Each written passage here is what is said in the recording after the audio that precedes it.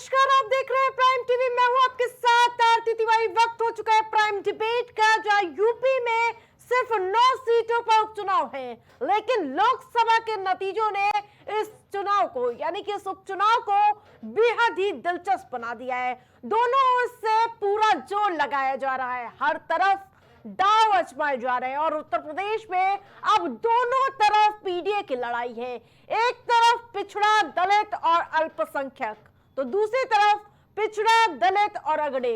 तो क्या यूपी का उपचुनाव 2027 के विधानसभा चुनाव की तैयारी है? क्योंकि सीटें भले ही 9 हो, लेकिन इन्हीं 9 सीटों में से बहुत कुछ तय होगा। जाति जनगणना, संविधान और आरक्षण के मुद्दे के दम पर जो फायदा लोकसभा चुनाव में इंडिया गठबंधन को मिला, उसका सामना अब कटेंगे तो बटेंगे से है। तो वहीं उसको लेकर आज क्या सियासी गतिविधियां हुई है, पहले वो बयान और सियासी प्रतिक्रिया आपको सुनाते हैं। बीजेपी को लगा कि वो हार जाएंगे तो कोई ना कोई तिगड़म करो, कोई ना कोई तिगड़म करो, कोई ना कोई ऐसा संदेश दो जिसका समाजवादी पार्टी के लोग जवाब ही देते रहे। ये लोग तो परिवारवाद के खिलाफ वाले लोग थे, याद करो आप। जो लोग परिवारवाद के खिलाफ थे आज रिश्तेदारवादी कैसे हो गए? सोचिए आप, जो लोग परिवारवाद के खिलाफ थे वो रिश्तेदारवादी निकले।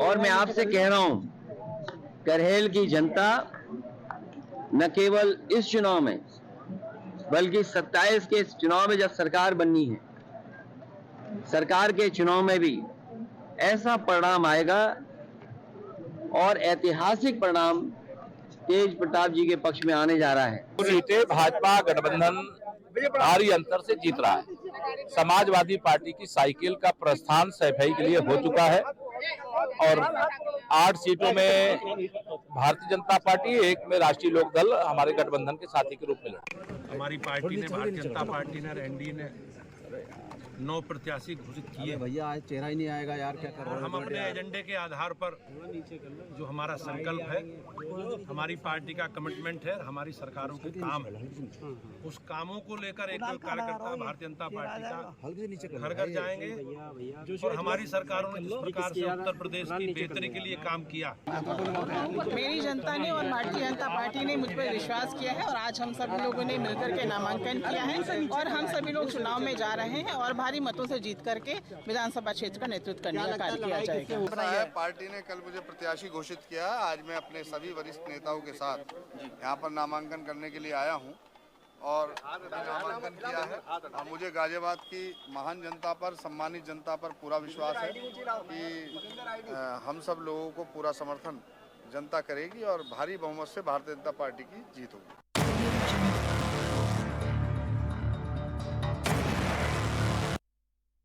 नामांकन खत्म हो चुका, जंग की बारी, कौन पड़ेगा भारी, जिसको लेकर कई तरह के सियासी बयानबाजी आपने सुनी। जिस प्रकार से सभी दलों के प्रत्याशियों ने अपना अपना नामांकन पर्चा दाखिल कर दिया है और इसके साथ साथ आपको बता दें कि यूपी में 9 सीटों पर भले ही घमासान देखने को मिल रहा है, लेकिन जाति समीकरण सभी ने पीडीए के फॉर्मूले पर ही तय किए हुए। वो कैसे, आपको बताते हैं। अखिलेश यादव का पीडीए अगर मैं बताऊं तो पी मतलब पिछड़ा 3, यादव, कुर्मी और बिंद। दलित से डी मतलब दलित, जाटव 2 प्रत्याशी उतारे गए हैं और जबकि ए अल्पसंख्यक 4 मुस्लिम प्रत्याशी इस लोक उपचुनाव में उतारे गए हैं। अगर योगी के पीडीए की अगर मैं बात करूं तो पिछड़े 5, यादव, कुर्मी, पाल, निषाद, मौर्य। डी दलित के 1 प्रत्याशी वाल्मीकि उतारा गया है, जबकि ए से अगड़ा 3 प्रत्याशी उतारे गए हैं, ब्राह्मण और राजपूत। इन दोनों को मिलाकर 3 प्रत्याशी भारतीय जनता पार्टी की ओर से उतारे गए हैं। क्या ये फॉर्मूला 27 में भी इसी मॉडल पर चलेगा? कई तरह के प्रतिक्रियाएं देखने को मिल रही है। तो वहीं नामांकन का दौर खत्म और अब क्या दांव चलेगा? क्या पीडीए फॉर्मूला आगे बढ़ेगा? अखिलेश वर्सेस योगी, क्या है सियासी लड़ाई के लिए हमारे साथ पैनलिस्ट जुड़ चुके हैं। हमारे साथ सपा से लल्लन राय पूर्व प्रदेश महासचिव जुड़ चुके हैं, कांग्रेस से मोहित दीक्षित प्रवक्ता कांग्रेस के जुड़ चुके हैं और विकास पांडे नेता बीजेपी हमारे साथ जुड़ चुके हैं। सबसे पहले विकास जी आपका रुख करूंगी, आप भी 2027 पर नजर रखते हुए यहाँ पर जाति योग खुलकर खेलने लगे हैं, कहा करते हैं मत बटिए जाति के आधार पर, आप भी वही कर रहे हैं पीडीए। देखिए, पीडीए की बात करने वालों में सबसे पहली चीज ये है कि वो पीडीए को सही मायने में अपने परिवार तक सीमित रखते हैं। और जहां तक भारतीय जनता पार्टी की बात है तो हम पीडीए के नाम पर नीचे तक जाते हैं और सही मायने में पीडीए के अगर कल्याण की, पीडीए के विकास की कोई बात करता है तो वो भारतीय जनता पार्टी है। लेकिन अखिलेश यादव जी के पीडीए में बड़ा झोलमेल है, क्योंकि अखिलेश यादव का पीडीए विशुद्ध रूप से उनके परिवार की पॉलिटिक्स के इर्द गिर्द घूमता है और परिवार में भी जो अखिलेश यादव की इच्छा के अनुरूप नहीं चलता है उसकी स्थितियां क्या होती है ये किसी से छुपा नहीं है, चाहे चाचा शिवपाल जी के रूप में हो और चाहे अभी रिसेंटली हमारे करहल के प्रत्याशी और अखिलेश यादव जी के बहनोई के रूप में हो। तो तमाम ऐसी चीजें हैं जो मुझे लगता है कि अखिलेश यादव के लिए जो कहा जाता है कि परिवार के इर्द गिर्द घूमती राजनीति का केंद्र है समाजवादी पार्टी, उसका जीता जागता उदाहरण इनके तमाम तरीके के वक्तव्यों से लेकर के तमाम तरीके की चीजों में दिख जाता है। मुझे लगता है कहीं ना कहीं जो ए है वो ए, आप देखिए ए में जो ए है वो ए विशुद्ध रूप से उसकी मंशा के अनुरूप ही है। वो कंफ्यूज है अखिलेश यादव, कभी ए के नाम पर अगड़े का कार्ड खेलते हैं, कभी ए के नाम पर अल्पसंख्यक का कार्ड खेलते हैं। तो विशुद्ध रूप से वो करना क्या चाहते हैं आरती जी, ये पूरा उत्तर प्रदेश जानता है और उत्तर प्रदेश की जनता बहुत अच्छे से जानती है ए का अभिप्राय समाजवादी पार्टी के लिए क्या है। इस बात को मुझे बताने की बहुत आवश्यकता नहीं है, लेकिन विशुद्ध रूप से जब उपचुनाव की बात है तो भारतीय जनता पार्टी ने एक एक प्रत्याशी को बहुत सोच समझ करके जमीन पर उतारा है और जमीन से जुड़े लोगों को उतारा है। मुझे लगता है कि इस बार अखिलेश यादव अपने ही बनाए जाल में फंसते जा रहे हैं। जिस तरीके से कांग्रेस पार्टी ने उन्हें सेल्फ गोल करने का अवसर दिया और दो सीटें समाजवादी पार्टी को दी हैं, जिनमें आप भी जानती हो कि कांग्रेस पार्टी जान रही थी कि वो ये चुनाव हार रही है और हारती हुई सीटें जब उन्होंने देखा कि वो कांग्रेस के पाले में फेंक देंगे, लेकिन कांग्रेस बहुत पुराना राजनीतिक दल है। ऐसे ही नहीं श्रद्धेय मुलायम सिंह यादव कहा करते थे कि कांग्रेस के साथ कभी सपने में भी गठबंधन की नहीं सोच सकते। उसने तुरंत वो हारी हुई सीटें अखिलेश यादव के गले में वापस पहना दी। विकास जी, जिस प्रकार से आप और आपके जो पार्टी है मुख्यमंत्री योगी आदित्यनाथ कहते हुए नजर आते बटोगे तो कटोगे, तो इस बार विपक्ष भी नहीं बटा। नहीं, देखिए विपक्ष बटा क्योंकि अब काफी उम्मीदें थी कि कांग्रेस अलग से चुनाव लड़ेगी। देखिए विपक्ष बटा नहीं, विपक्ष डरा है और वो डरा है हमारे विशेष वर्ग के संगठन से। वो जानता है कि हमने बहुत पीडीए किया, बड़ी जनसंख्या, बड़ी जातिगत जनगणना की बात की, लेकिन कभी हम उस बात पर नहीं आए कि जातिगत जनगणना तो सबसे पहले अन्य धर्मों में भी होनी चाहिए। उन धर्मों में भी जातियां हैं, लेकिन उसकी जातिगत जनगणना की बात बड़े अच्छे और सलीके से छुपा जाते हैं, क्योंकि वो वोट बैंक इनका पक्का वोट बैंक है। अब कैसे भी करके एक हमारे वोट बैंक में सेंध लगाई जाए, उसे बांटा जाए, और उस बांटने के लिए योगी आदित्यनाथ जी ने स्पष्ट कह दिया कि जब जब हम बटे हैं तब हम कटे हैं, लेकिन ना अब हम बटेंगे और ना अब हम कटेंगे। लल्लन राय जी, जिस प्रकार से पीडीए अखिलेश कह रहे थे, अब बीजेपी भी अपना पीडीए ले आई है, इन्होंने भी पिछड़ों दलितों को टिकट दिया है, ये कितना चैलेंज होगा?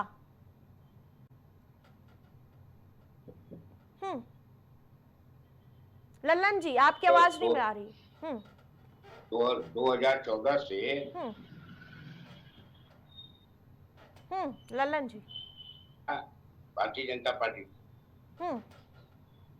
मेरा ये कहना है कि आज पीडीए की बात, पीडीए के लोगों को, समाज के लोगों को भरोसा है समाजवादी पार्टी से, इंडिया गठबंधन से भरोसा है। 2024 में उसका रिजल्ट उत्तर प्रदेश में आ गया है, तो अब वो चीजें कहाँ चली गई? भारतीय जनता पार्टी अपने वादों से मुकर जाती है।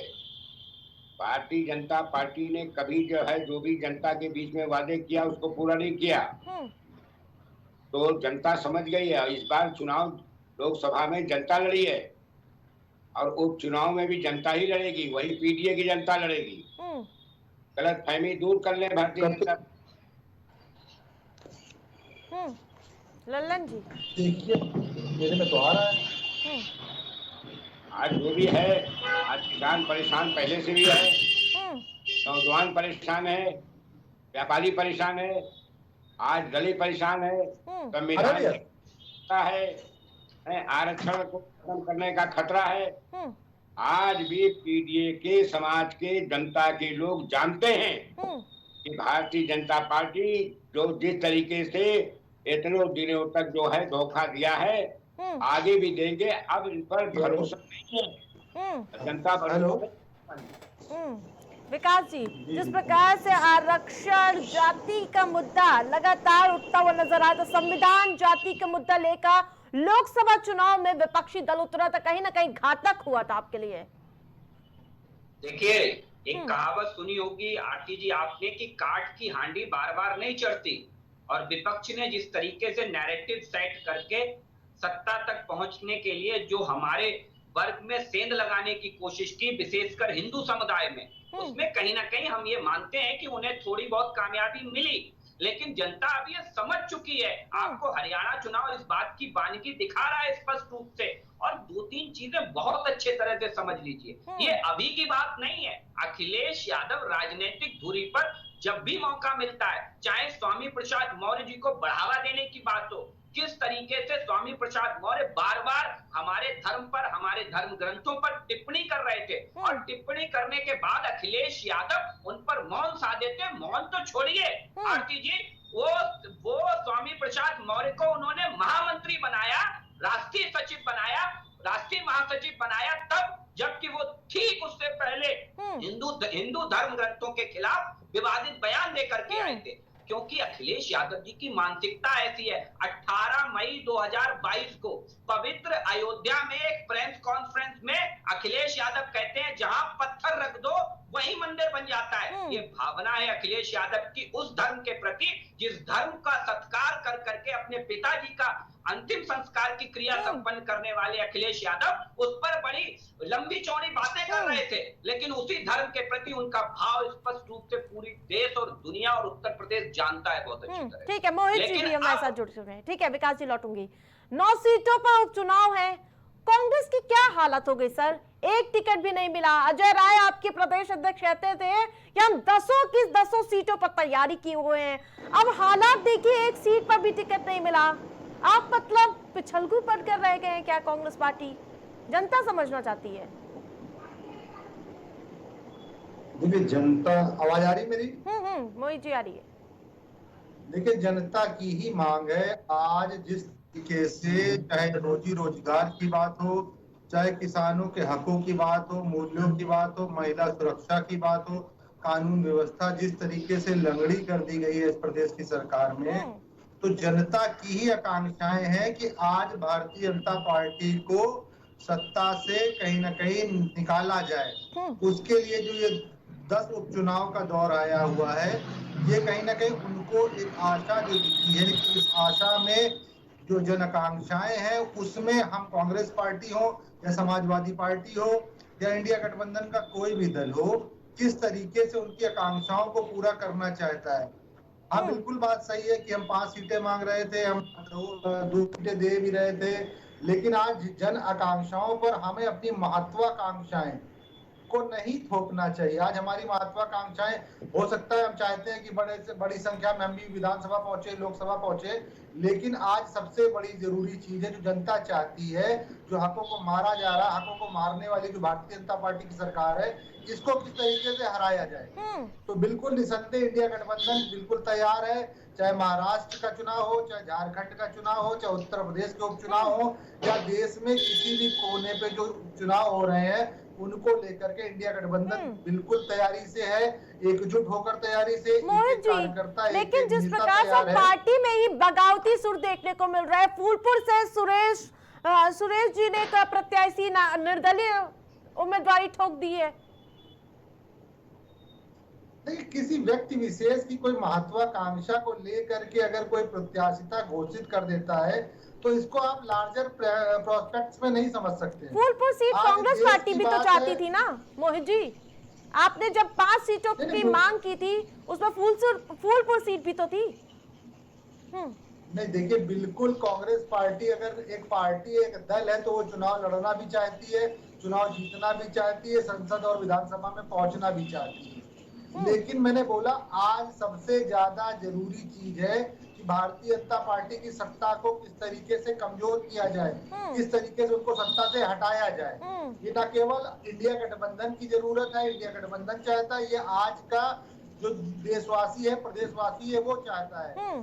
देखा नहीं किस तरीके से आरक्षण के नाम पर नौकरियों में ठगा गया, जिस तरीके से कोर्ट न्यायालयों के माध्यम से भी अभी तक आरक्षण का वितरण नहीं हुआ। पुलिस की भर्ती जो परीक्षा लीक हुई, उसकी दोबारा परीक्षा हुई, उसकी आज क्या स्थिति है ऐसा कोई भी आकलन नहीं है। विकास जी ठीक है, लौटूंगी मोहित जी। विकास जी, देश के लिए, यूपी के लिए जो अच्छा होगा कांग्रेस पार्टी बलिदान देने के लिए तैयार है। विकास जी, अब देखिए बलिदान कितना देंगे ये तो वक्त बताएगा, लेकिन बलिदान लिया बहुत है कांग्रेस पार्टी ने, क्योंकि बलिदान एमपी के चुनाव में अखिलेश यादव का लिया था और हम सबने देखा था कि जब एमपी के चुनाव में कांग्रेस पार्टी को हार मिली और उसके बाद क्या स्थितियां रही, क्या क्या बयान आए इनके ही गठबंधन के नेताओं के, ये किसी से छुपा नहीं है आरती जी। और उसके बाद यही स्थिति हरियाणा में रही। दरअसल दिक्कत कहां पे है कि कांग्रेस पार्टी बहुत अच्छे से जानती है और वो एक प्रयोग करने पर आमादा है। वो प्रयोग है कांग्रेस पार्टी के दोनों हाथों में लड्डू। वो जानती है कि अगर अखिलेश यादव जीत गए, अगर 4-6 सीटें अच्छी आ गई, तो अखिलेश यादव की जीत में वो इंडिया गठबंधन की जीत का तमगा दे करके उसे आगे बढ़ा देगी। लेकिन अगर अखिलेश यादव हार गए, अखिलेश यादव को प्रत्याशित सफलता नहीं मिली, अप्रत्याशित, तो मुझे लगता है कहीं ना कहीं वो ये जानती है कि हम दबाव बनाने की राजनीति करेंगे और आने वाले विधानसभा चुनाव में हम फ्रंट फुट पर खेलने की कोशिश करेंगे। देखिए विशुद्ध रूप से बड़े नेता हैं, उत्तर प्रदेश के प्रदेश अध्यक्ष हैं। जब अजय राय मन मसोट करके रह गए, मन मसोटने के बाद स्थितियां ये रही कि 10 सीटों का दावा करने वाले 5 पर आए, 5 के बाद जो 2 सीटें मिली वो हारने की स्थिति में थी, ये तय था। उसके बाद विचारों ने डर के मारे वो भी छोड़ दी, क्योंकि वो ये जानते थे कि ये सीटें जीतना नामुमकिन है। सच्चाई ये है, बाकी कहने के लिए तो राजनीतिक दल है, अपना कुछ भी कहे, लेकिन कुल मिलाकर के स्थितियां बिल्कुल स्पष्ट है। इंडिया गठबंधन के अंदर सब कुछ ठीक नहीं है। महाराष्ट्र के अंदर की स्थितियां किसी से छुपी नहीं है। चाहे आबू आजमी जी महाराष्ट्र के अंदर पहले ही 4 सीटें डिक्लेयर कर चुके हैं और अभी सीट शेयरिंग पर फाइनल कॉन्फ्रेंस भी नहीं हुई है, और उसके बाद ही अपनी तरफ से सीटें, क्योंकि इन्हें मालूम है जब ना एमपी में सीटें मिली ना हरियाणा में सीटें मिली, कहीं ऐसा ना हो इस बार भी हमारा डब्बा फुल हो जाए। लल्लन जी, जिस प्रकार से लगातार ये बयानबाजी हो रही कि आपने बड़ा दिल नहीं दिखाया, 2 सीटें दे दी जिसमें भी कांग्रेस पार्टी को ये उम्मीद नहीं थी कि उसमें वो चुनाव जीत भी पाएंगे। एक बात ये बताइए, मैं डबल इंजन के प्रवक्ता साहब से कहना चाहूंगा, ये दूसरे के घरों में ज्यादा देखने का काम कर रहे हैं, अपने घर में नहीं देख रहे हैं। किस तरीके से आपस में तकरार हो रहा है, मतभेद बना हुआ है। अभी इन्हीं के गठबंधन के कचहरी अम्बेडकर नगर फूलपुर का ये मझवा मिर्जापुर का टिकट मांग रहे थे गठबंधन के संजय निषाद जी, आज वो जो है बाहर हो गए हैं। अरे अपने घर को संभालने की कोशिश कीजिए। ये काठी जो है, हांडी जो आपने 3 बार 4 बार जो चढ़ा लिया है, तो अब इसको भूल जाइए। अब जनता वो हांडी को फोड़ के एकदम किनारे कर देगी। अभी लोकसभा में उत्तर प्रदेश में भारतीय जनता पार्टी को इंडिया गठबंधन ने जवाब दिया है, और अभी उपचुनाव तो छोटा सा चुनाव है। ये मान के चले प्रवक्ता महोदय कि 2027 में अब उत्तर प्रदेश में आने वाले नहीं है, क्योंकि आप लोग जो है हिंदू मुसलमान जात और धर्म के नाम पर लड़ाई लड़ा करके देश को बर्बाद किया है। कि कितने नौजवानों को नौकरी दिया है, कितने व्यापारी आज जो है सड़कों पे घूम रहा है, किस तरीके से घाटे में है, किसान रो रहा है। बलात्कार लगातार जो है हर राज्यों में हो रही है, उत्तर प्रदेश में हो रही है, प्रतिदिन हो रही है। कानून व्यवस्था खराब है। अरे किस पर आप आना चाहते हैं? अरे कब तक धन के आड़ में राजनीति करेंगे? जनता के बारे में सोचिए। अयोध्या में आपने मंदिर बनाया, बहुत मेहनत किया, अयोध्या आपके हाथ से चली गई। तो इसी तरीके से हर जगह बनारस में आपके प्रधानमंत्री जी हारते हारते बचे। तो इस चक्कर में न पड़ते, अपने दल को देखते रहिए। आपस में टूटन हो रही है। अभी बैसाखी पे केंद्र में चल रहे हैं, किस दिन बैसाखी हटती है और किस दिन आप लोग की सरकार गिरती है, अभी इसको बचाने का प्रयास कीजिए प्रवक्ता महोदय। ठीक है मोहित जी, महाठगों को ठगों ने ठग लिया, इस पर क्या कहेंगे? मध्य प्रदेश से तुलना की जा रही है। पहले आप लोग ने अखिलेश यादव को वहां पर काफी संघर्ष कराया, जिसके बाद अब यूपी में वो संघर्ष आप लोग करते हुए नजर आ रहे हैं। देखिए, महाठगों ने पूरे देश को ठग लिया है। आज महाठगों ने हमारे युवाओं को ठग लिया है। महाठगों ने आज पूरे देश की नारी सुरक्षा को ठग लिया है।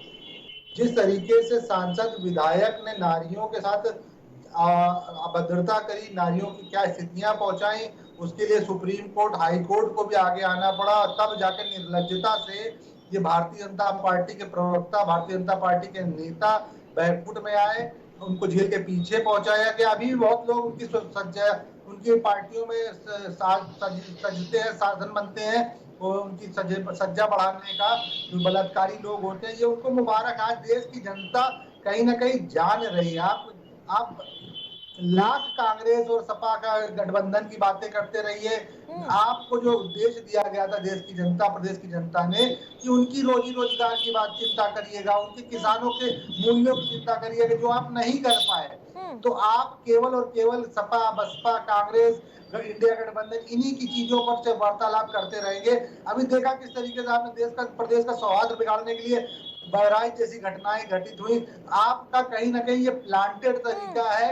उसका सबसे बड़ा कारण क्या है? विकास जी, लड़ाई चल रही है। आइए जवाब दीजिए। बहराइच पे हिंसा आपने सुनियोजित किया है। विकास जी हमारी लड़ाई की बातें कर रहे हैं, जरा आपकी जो दिल्ली और लखनऊ की लड़ाई चल रही है, जिसको लेकर के अपनी श्रेष्ठता सिद्ध करने की कवायद चल रही हो, चाहे दिल्ली की हो, चाहे जिसे लोकसभा में दिल्ली आरोप लगा रही कि लखनऊ ने हराया, अब लखनऊ को हराने के लिए दिल्ली तैयार बैठी हुई चुनाव में। जवाब ले लेते हैं विकास जी, जवाब दीजिए। जनता आपको हराना चाहती है, जनता अब आपके खिलाफ हो चुकी है। बहराइच जैसी हिंसा आप लोग सुनियोजित कराते हैं। सुनियोजित हिंसा कौन कराता है आरती जी? एक बार जरा पूछ लीजिए हमारे कांग्रेस के प्रवक्ता साथी से कि जगदीश टाइटलर और एक और नेता उनके इन्वॉल्व हुए थे, वो क्या सुनियोजित साजिश थी कि नहीं थी? बताइए। इनके तो नेता कराते थे, सज्जन कुमार और जगदीश टाइटलर, सबको याद है, आपके सांसद थे, और हजारों सिखों को आपने मरवा दिया। ये बात बोलने से पहले कांग्रेस पार्टी को अपने गिरेबान में झांक लेना चाहिए। हमारे यहाँ तो हम हिंसा को 24 घंटे भी नहीं कटने देते, कंट्रोल कर लेते हैं। एनडी गठबंधन बता दे कि उनके शासनकाल में कौन सी हिंसा ऐसी रही थी, कौन सा ऐसा प्रायोजित हिंसा नहीं थी कि जिसे इन्होंने हफ्तों तक नहीं चलने दिया। क्या हुआ आपको याद होगा, बहुत गंभीर बात है ये। यही समाजवादी पार्टी जो आज इंडी गठबंधन का हिस्सा है, उसके शासनकाल में शामली हो, मुजफ्फरनगर हो, गाजियाबाद हो, जलता रहा, हफ्तों तक जलता रहा, हफ्तों तक जलता रहा, एक एक करके मौन होकर के बैठे रहे। आज इस तरीके की बातें वो लोग कर रहे हैं, और वो कांग्रेस पार्टी जिसके नेता दंगे कराने में इनके प्रधानमंत्री बोलते थे। भाई, कभी किसी प्रधानमंत्री ने ऐसी गंभीर टिप्पणी की हो कि बड़ा पेड़ गिरता है तो धरती तोड़ लल्लन राय जी, जवाब लूंगी आपसे। ठीक है, जवाब दीजिए लल्लन राय जी। धरती थोड़ी हिलती है, ये कहने वाले किस पार्टी के प्रधानमंत्री थे? पूछ लीजिए इनसे। हिंसा जलाने की बात करते हैं, हिंसा और दंगा अब तो ये मान के ये दोनों दल एक दूसरे से आगे हैं। देश की जनता जल रही है, जनता भूखों मर रही है, गोली खिला रहे हैं, गोली डाल रहे हैं, मार रहे हैं, फर्जी इनकाउंटर कर रहे हैं, हिंदू मुस्लिम कर रहे हैं। अब ये सब जाने वाले हैं, ये अब रुकने वाले नहीं। ये अभी जो बोल रहे हैं, बहुत राज कर लिया, अब जनता इनको जड़ से फेंकेगी। इस प्रकार से लगातार मुजफ्फरनगर दंगे के बारे में कर रहे हैं कि आपके शासनकाल में तो हमेशा कर्फ्यू लगा रहता था उत्तर प्रदेश में। कर्फ्यू की बात कर रहे हैं, नियंत्रण की बात कर रहे हैं, आज तो इनकी सरकार में कर्फ्यू तो अलग बात है, आज गोलियों से भून दिए जा रहे हैं। लगातार रोज 10-20 लोग इनके जो है फिर से मारे जा रहे हैं, लाठियां चल रही। आज उत्तरांचल में से जो है इस तरह लोग घायल अस्पतालों में गए हैं, देख रहे हाल क्या हुआ है। हिंदू मुसलमान वहां भी करने का काम कर रहे हैं। ये हमेशा हिंदू मुसलमान मंदिर मस्जिद के नाम पर इन्होंने जो राजनीति किया, अब ये मान के चले जनता पूरी तरह समझ गई है, देश का अमन चैन को बर्बाद कर दिया, कर दिया, तबाह हो। ये अब बचा नहीं है। इनके वादे खोखले वादे सब जनता ने देख लिया। ठीक है मोहित जी। देखिए, भारतीय जनता पार्टी जो दंगे जो भी गिनाती है, कहीं ना कहीं दंगे के पीछे इन्हीं का कोई चेहरा होता है और उन दंगों का लाभ लेने के लिए, क्योंकि इनको लाशों की राजनीति करनी आती है। लाश जब तक नहीं गिरेगी तब तक भारतीय जनता पार्टी की राजनीति नहीं चमकेगी। जो इनकी निकम्मापन है, जो आज सत्ता में बैठे हुए, कुर्सी पर बैठे हुए निकम्मापन दर्शा रहे हैं, उसको छुपाने के लिए ये ध्रुवीकरण करने की जो इनकी रहती है, इनका शासन प्रशासन छूट देता है। ऐसे वीडियो वायरल हुए हैं कि छूट दी गई है कि दंगा फैला लो इतने घंटे तक। उनका विधायक जो होता है, विधायक शिकायत कर रहा है आपके युवा मोर्चा के अध्यक्ष का, और विधायक का लड़का की हत्या होते होते बची है। आप देखिए कि भारतीय जनता पार्टी में जो आग लगाने की चेष्टा है वो उनके घर तक कहीं ना कहीं पहुंची जा रही है। तो ये इनका दृष्टिकोण है जो थोपा जा रहा है, केवल और केवल केन प्रकीर्ण मुद्दों पर बात ना करके, गौण मुद्दे करके, केवल और केवल ध्रुवीकरण करा करके लखनऊ अपनी श्रेष्ठता सिद्ध कर ले जाकर के दिल्ली पर, और दिल्ली और नागपुर को कहीं बता दे कि मैं श्रेष्ठ हूँ, दिल्ली श्रेष्ठ नहीं है। तो केवल और केवल जो जज बने नागपुर बैठे हैं उनको खुश करने के लिए इस सारी कवायद भारतीय जनता पार्टी की चल रही। लेकिन आज जो जनता त्राहिमाम है, महंगाई से, युवा बेरोजगारी से, किसान अपनी मूल्यों को लेकर के, महिलाएं अपनी सुरक्षा को लेकर के, आए दिन क्राइम से अखबार भरे रहते हैं, बड़े बड़े अपराध हुए पड़े हैं, निरंकुश होकर के लंगड़ी बना दी गई है बिना जजमेंट के। देश की प्रदेश की जो व्यवस्था है, कानून व्यवस्था, उसको लंगड़ा कर दिया गया है। तो इन सब चीजों को लेकर के जब वोट पड़ेगा तो इनको कोई वोट देने वाला नहीं। आ रही हूँ विकास जी, जिस प्रकार से आप परिवारवाद पर समाजवादी पार्टी को घेरते हुए नजर आए, लेकिन इस बार तो मैनपुरी से आपने परिवार से ही सदस्य को खड़ा कर दिया। यही तो बड़ी बात है। ये भाजपा का परिवारवाद है कि समाजवादी पार्टी का परिवारवाद था। और आप ये समझिए, उस परिवार में भी अगर परिवार के खिलाफ जाने की कोशिश की तो उन्हें निकाल दिया गया पार्टी से। भाई, ये वही परिवार है जिसने अपने ही परिवार के व्यक्ति को निकाल दिया। जैसे चाचा शिवपाल के हाथ से गद्दी छीन करके अखिलेश यादव ने उन्हें पैदल कर दिया था। और चाचा के लिए कैसे कैसे शब्दों का प्रयोग हुआ था, ये मुझे आपको बताने की जरूरत नहीं। आरती जी, आप सब जानती हैं। कोई चीज ऐसी नहीं है जो पब्लिक डोमेन में नहीं है कि कैसी कैसी चीजों का उपयोग हुआ। आज भारतीय जनता पार्टी ने, मैं तो कहता हूं कि 2019 का चुनाव आप देखिए लोकसभा का, समाजवादी पार्टी के कौन कौन सांसद थे, जरा बता दीजिए आप। कौन कौन सांसद थे समाजवादी पार्टी के, वो भी किस परिवार से थे? 5 के 5 सांसद केवल एक परिवार से। उस एक परिवार से, पीडीए के नाम पर परिवार, और डी के नाम पर दंगावाद, और ए के नाम पर अलगाववाद। देश में अलगाववाद करने वाले लोग आज देश को दोबारा बांटने की कोशिश कर रहे हैं। जनता ने आपको एक अवसर दिया भाई आरती जी, उस अवसर को आप अब आपदा बनाने पर तुले हुए हैं। लोग आपदा में अवसर ढूंढते हैं, आप उसे ही आपदा बनाए दे रहे हैं। उसे ही देश में आज जब से उत्तर प्रदेश में कुछ सीटें जनता ने आपको दे दी, तब से एक ऐसा माहौल बनाने की कोशिश कर रहे हैं। बार बार बहराइच के दंगे की बात करने वाले कभी ये नहीं बताते हैं कि जिनके शासन काल में दिल्ली के अंदर 5000 से ज्यादा सिख मार दिए गए, और वो कांग्रेस पार्टी सज्जन कुमार और जगदीश टाइटलर को आंखों पर बैठा के घूम रही थी। वो कांग्रेस पार्टी शामली में लोग बेघर के पोस्टर लगा दिए थे लोगों ने, पूरे के पूरे गांव पलायन करके चले गए थे। सीट पे ही रहूंगी, लल्लन राय से जवाब ले लूं। ठीक है लल्लन राय जी, अब पुश्तैनी सीट पर फैमिली फाइट होने जा रही है, कैसे देखते हैं इसे? समाजवादी पार्टी के लिए कितनी चुनौती हो गई है?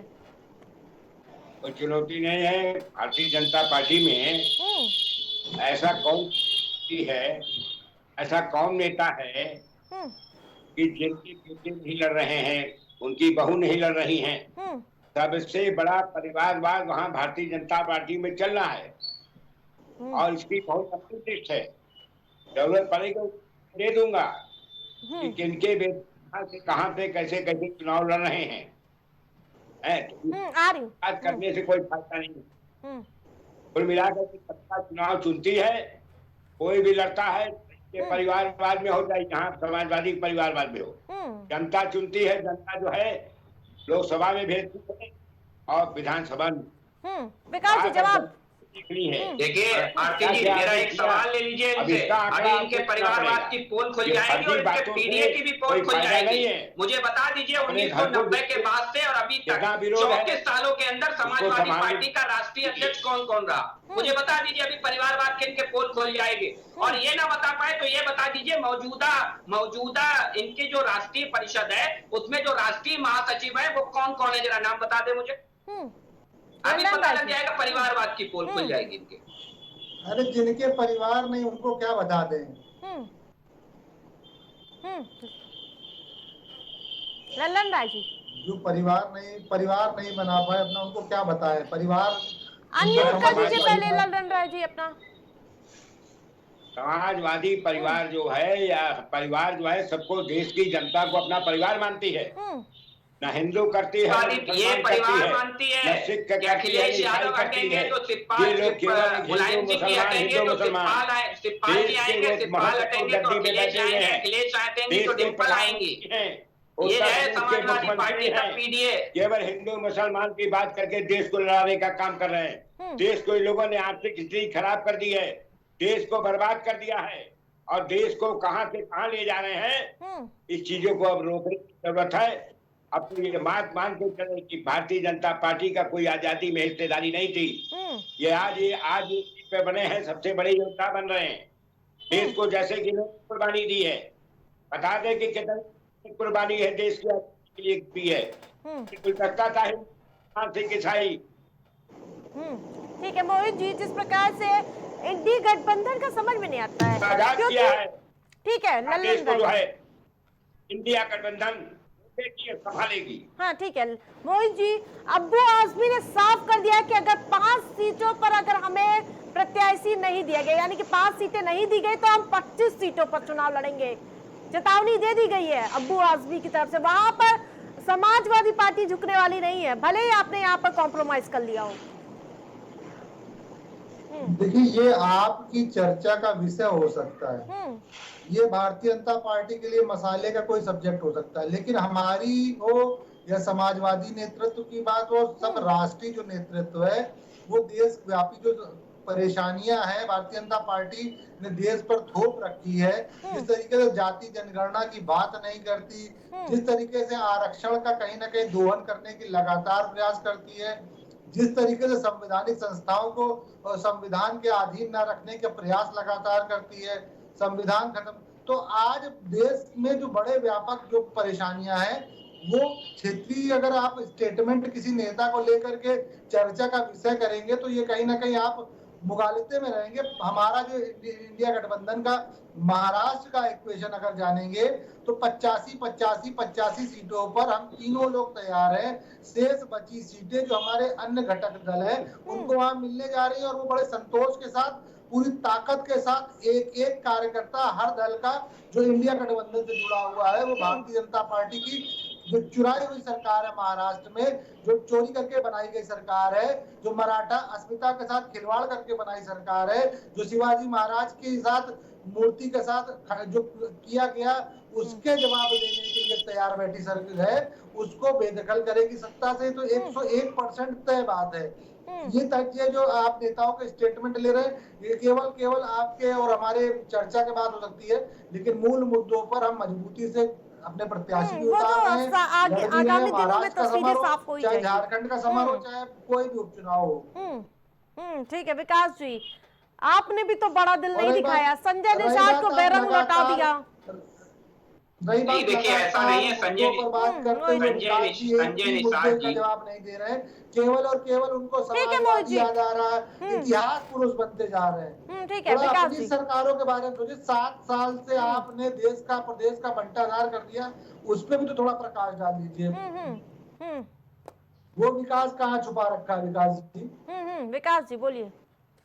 देखिए संजय निषाद जी के साथ बड़ा दिल कितना दिखाया ये आपको याद होना चाहिए कि 2017 में हमारी 325 सीटें आई और मेजोरिटी में हम बहुत आगे थे अकेले, लेकिन हमने संजय निषाद मंत्रिपरिषद बराबर की हिस्सेदारी की, उनकी पार्टी को बराबर की ठीक वैसे ही हमने 2022 में भी हम फुल मेजोरिटी में थे और संजय निषाद जी को हमने मंत्रिपरिषद में बराबर की हिस्सेदारी और यहाँ तक कि उनकी पार्टी से हमारे भदोही के सांसद जो उनकी पार्टी के विधायक थे वो हमारी टिकट पर सांसद बन के आए।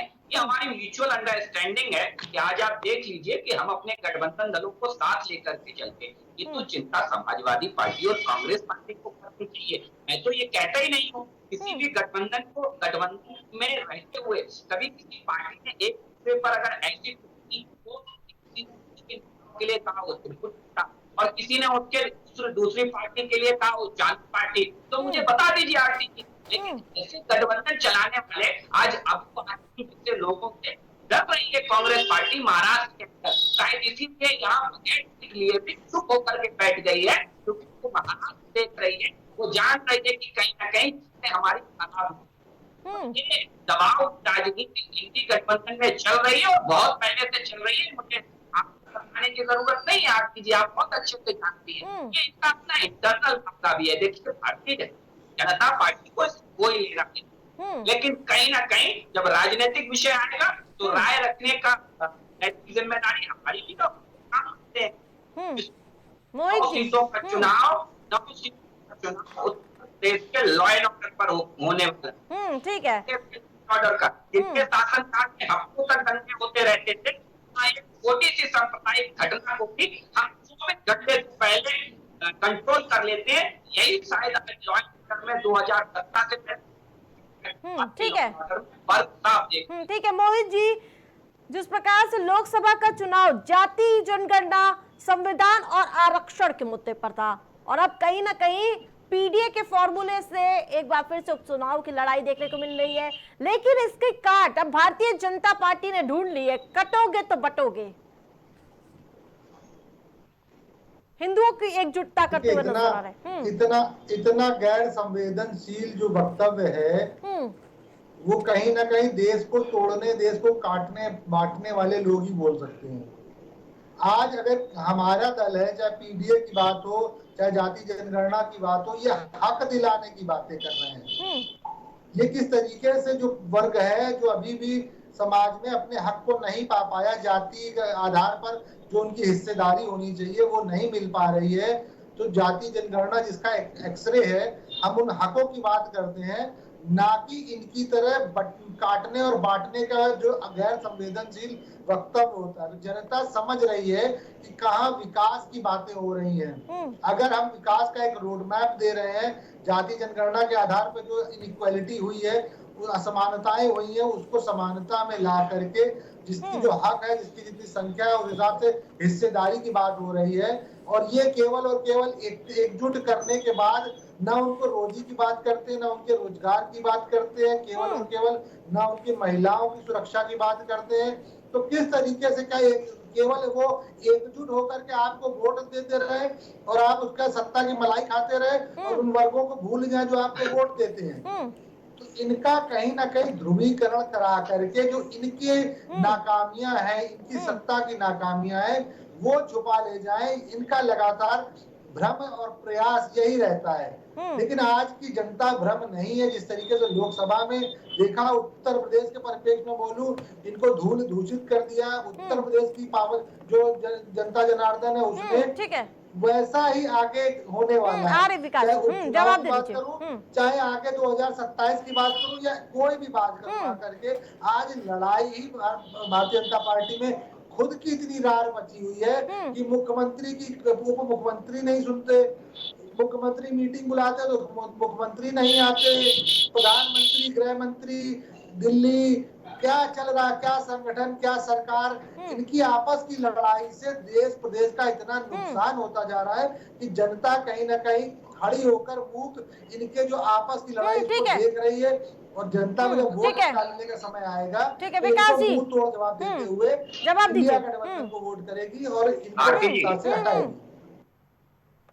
हिंदुओं की जातिगत जनगणना की बात करने वालों से एक बात पूछ लीजिए कि अभी पिछले हफ्ते महाराष्ट्र के मालेगांव में एक रैली में अखिलेश यादव की मौजूदगी में आप वो आजमी कहते हैं कि महाराष्ट्र के अंदर समाजवादी पार्टी के 8 से 10 विधायक हो जाएंगे।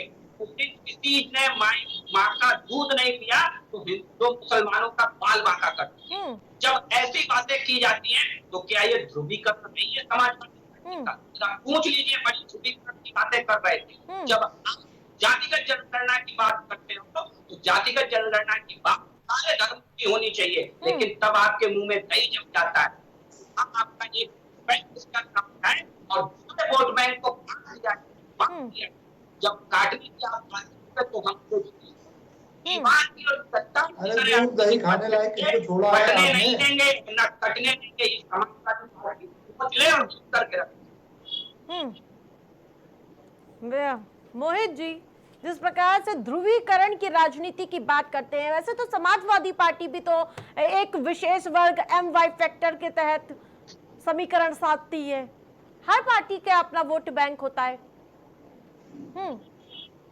नहीं देखिए, वोट बैंक या जो अपने को फेवरेबल वोट बोला जाए कि वोटर की आप पसंद रहे, इसके लिए प्रयास करने पड़ते हैं। देखिए, उस दल को या उस वर्ग को, किसी एक वर्ग को लेकर के कोई राजनीति नहीं साध सकता है, ना इस देश की सत्ता को पा सकता है। सर्वांगीण विकास और सबकी हिस्सेदारी, सबके हकों की बात, चाहे पीडीए बोलता हो, चाहे हम जाति जनगणना को लेकर के सब बचाने के, जो देश की बचाने के मूलभूत जो आचरण करते हैं उसको लेकर के हो, तो ये तोड़ना और तोड़ करके कहीं ना कहीं भरना, सद्भावना बिगाड़ करके इनको ये आशान्वित हो जाना कि नहीं वो आपको वोट दे देंगे। वो वोट दे देगा जो आज जब खरीदने निकलता है बाजार में तो उसको किस तरीके से उसकी जेब काटी जाती है। आज एक साधारण आदमी जब बाजार निकलता है, त्योहार का सीजन चल रहा है, जरा पता करिए त्योहार मनाने में कितने लोग खुश हैं, त्योहार मनाने में क्या उनकी इनकम और आय में क्या है कि वो त्योहार खुशी खुशी मना पा रहे हैं, नहीं मना पा रहे हैं। और आप उनको केवल लड़ाने, धमकाने, कटने बटने, इन्हीं बातें करके उनको बहलाना चाहते हैं। आज वो घर में रोजी रोजगार की लड़ाई संघर्ष कर रहे हैं। गृहिणियां आज संघर्ष कर रही है अपने किचन में, किस तरीके से पहले पकवान बनते थे दीपावली और दशहरा के पर्वों पर, आज वो पकवान नहीं बना पा रही हैं। आज जेब इतनी काटी जा रही है कि घरों पर न दीपावली ढंग से मनाई जा पा रही है, न त्योहार जो हिंदू रीति रिवाज वाले होते हैं वो मनाने के कष्टकारी होते जा रहे हैं। तो आपको क्या लग रहा है जो कष्टों में जीवन जी रहा है वो आपकी जो दकियानूसी बातें हैं, आपकी जो सत्ता की लालच वाली बातें हैं, उनमें आकर के आपको वोट करती रहेगी? भ्रम पाले विकास जी और विकास जैसे भारतीय जनता पार्टी के जो लोग होते हैं, ये भ्रम पाले हैं। यूपी का चुनाव भले ही चल रहा है लेकिन 27 का बदल फूल चुका है, क्योंकि अखिलेश यादव के जन्मदिन पर 27 का सत्ताधीश अखिलेश यादव को बना दिया गया है। देखिए, सब कुछ पालिए, गलत फहमी ना पालिए। और ये गलत फहमी लेकर के 2017 से जो लोग जनता बार बार जवाब दे रही, तो 2027 को जब पक्ष मिलेगा कि एक जुट होने का मन बना लिया है, चाहे आप कितने भी नैरेटिव सेट करिए, चाहे कितने भी बयानबाजी करिए, लेकिन जब भी बात आई आपको अपने धर्म के साथ खड़े होने की, तब आप चूक गए अपने धर्म अपने समाज का नहीं, किसी का नहीं हो सकता। ये बात आज लोगों को समझ में आ गई है और यही कारण है कि अखिलेश यादव उत्तर प्रदेश के अंदर कांग्रेस पार्टी को उसकी हैसियत देखते हैं, क्योंकि कांग्रेस पार्टी जब मौका मिलता है एमपी में, हरियाणा में उन्हें उनकी हैसियत दिखाती है। बार बार मैं फिर कहता हूँ आपको कि ये आंतरिक रूप से बहुत जबरदस्त रूप से कलह के शिकार है समाजवादी पार्टी और कांग्रेस पार्टी का गठबंधन। ये कोई नई चीजें नहीं है, ये पुरातन काल की चीजें हैं, पुरातन काल की चीजें हैं कि जब श्रद्धेय नारायण सिंह यादव जी को प्रधान से रोका गया, ठीक है विकास जी, ठीक है, बहुत अच्छी तरह से जी। ठीक है मोहित जी, जिस प्रकार से फूलपुर और मैनपुरी का समीकरण धीरे धीरे बदलता हुआ नजर आया, क्योंकि वहां पर ये इंडी गठबंधन में फूट देखने को मिल रही फूलपुर सीट पर।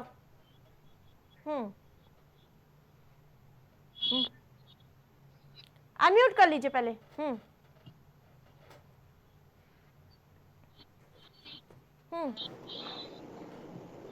ये सवाल एक बार फिर से पूछें तो मैं सुन नहीं पाया। फूलपुर सीट पर आपके यहाँ से बगावत देखने को मिल रही है, उससे कहीं ना कहीं समीकरण बदल सकता है। फिर वही बात करूंगा, ये प्रश्न आप पूछ चुकी हैं, एक नेता से बगावत नहीं होता, वो पर्चा दाखिल कर दिया गया है, आपके नेता हैं, जिलाध्यक्ष हैं। नहीं, पर्चा दाखिल कर दिया गया है, पर्चा वापस लेने की भी एक प्रक्रिया होती है, उनको बैठ करके कहीं ना कहीं मानना पड़ेगा जो नेतृत्व की बात होती है, क्योंकि आज देश, मैंने बोला बड़ी लड़ाई लड़ने जा रहे हैं, पर्चा भरा गया है, छोटी मोटी लड़ाई निर्दलीय पर्चा भरा, बिल्कुल निर्दलीय। किसी व्यक्ति विशेष कोई कार्य कर रहा है उस पर मैं प्रश्न चिन्ह कर दूं तो बहुत बड़ी बात है। अगर कांग्रेस के सिंबल से वो चुनाव लड़ने जाए या कांग्रेस उनको प्रोत्साहित करके चुनाव लड़ाए तब तो कोई तर्क बनता भी है। देखिए आज कोई भी युक्ति कर ले, एन केन प्रकेण, भारतीय जनता पार्टी सारी 9 की 9 सीटें हारने जा रही है, चाहे जितना षड्यंत्र कर ले। आपने देखा नहीं, विकास जी लगातार कहीं ना कहीं कांग्रेस सपा अपनी बात नहीं बता रहे हैं, ना अपने एक विकास गिना पा रहे हैं, ना अपनी एक बातें बता पा रहे हैं, किस तरीके से चुनाव की बेला में आखिरी तक टिकट नहीं घोषित कर पाए, क्योंकि हर नेता दूसरे का ब्रीफकेस पकड़े बैठा था, वो चाह रहा था मेरे आदमी को टिकट मिले, कोई चाह रहा मेरे आदमी को टिकट मिले, और टिकट बांटने में इतनी आपस में कटाजुटी चल रही है, कोई लड़ना भी नहीं चाहता, कोई टिकट नहीं चाहता, उसके बाद भी ला करके कहीं इस वर्ग को खुश करने के लिए, उस वर्ग को खुश करने के लिए, चाहे निषाद पार्टी उनको आंख दिखा रही है, अनुप्रिया पटेल उधर से कहीं ना कहीं अपनी नाक भौवे से सिकोड़ रही है, लगातार के बयानों को तो पता ही चल रहा, जयंत जी का हाल क्यों चल रहा, तो कहीं कुछ भी कोई भी इनके डूबते जहाज में आज कहीं हवा लगाने के लिए नहीं उत्साहित है। ठीक है विकास जी, लास्ट कमेंट। जहाज है, इनका झंडा गिरने वाला है। ठीक है, समय कम है, ठीक है, कम शब्दों में लास्ट कमेंट।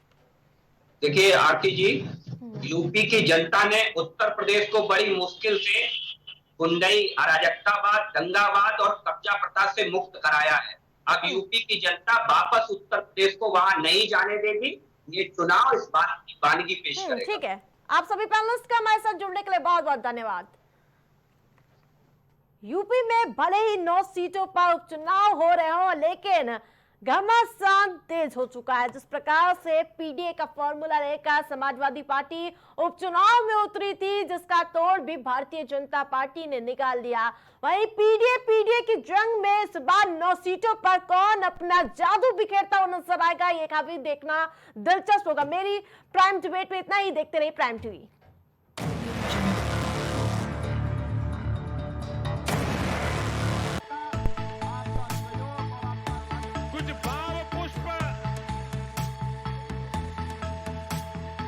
आप देख रहे हैं प्राइम टीवी, सच साहस सरोकार। हौसला चाहिए तो छूने का, फासले 1-2 कदम होंगे। हवा में अमन की खुशबू उड़ाए वो हवा हूँ मैं, इधर बिखरी उधर बिखरी पड़ी है इश्क की टूटन, इधर बिखरी उधर बिखरी पड़ी है इश्क की टूटन, वो टूटन जोड़ने वाली दवा हूँ मैं, सुधा हूँ मैं, दवा हूँ मैं, सुधा हूँ मैं। दिल भी एक बारूद का घर है, इश्क भी एक चिंगारी है। दिल भी एक बारूद का घर है, इश्क भी एक चिंगारी है, ये वो आग है जिसको छूकर जलने में होशियारी है। छोड़िए इस बात को कि और क्या क्या करते रहे, छोड़िए इस बात को कि और क्या क्या करते रहे, पाक रिश्ता हमारा दरमिया करते भी हम क्या, पाक रिश्ता था हमारे दरमिया करते भी क्या, वो सितम करते रहे और हम दिल बड़ा करते रहे। कब सच्चे आशिकों पे भला रास्ते बंद थे, जो बेवफा थे कहने को वो अक्लमंद थे। कदम दो कदम साथ चलकर तो देखो, कभी घर से बाहर निकल कर तो देखो, कभी घर से बाहर निकल कर तो देखो। और ये क्या सिर्फ फानूस में जल रहे हो, चिरागों हवाओं में जलकर तो देखो।